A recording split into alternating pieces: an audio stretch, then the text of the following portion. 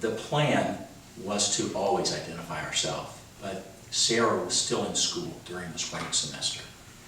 Sarah was very afraid for her own safety. She lived in the Jayhawker Towers that is essentially full of football players,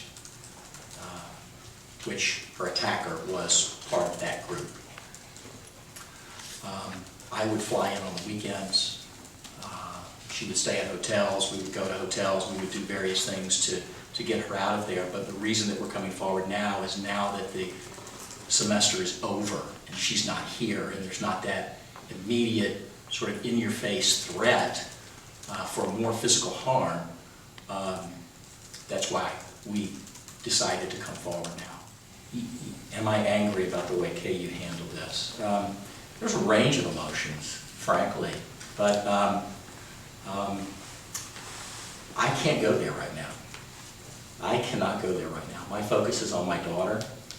My focus is on her mental health and her well-being, but at the same time, it's the responsibility that we have to stand up and make KU take notice that something needs to change. And it needs to change now. They have an opportunity. There is a window of opportunity before the next fall class comes in. We need substantive change, not window dressing. Football drives a lot of revenue. Football drives a lot of alumni.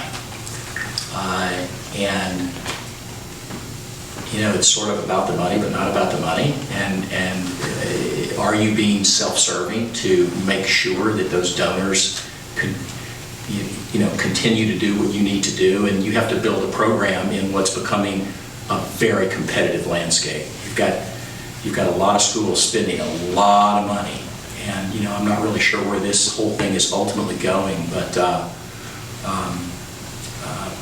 from my perspective, KU, and from my daughter's perspective as well, KU supports the football team and the revenue associated with that more than they support the success of women on campus. And I'm a guy, as you can see.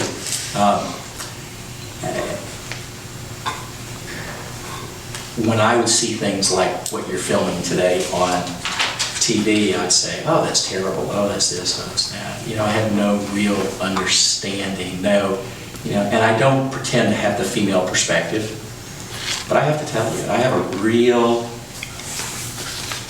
very different perspective today than I had a year or two ago about what females have to go through and what they have to deal with.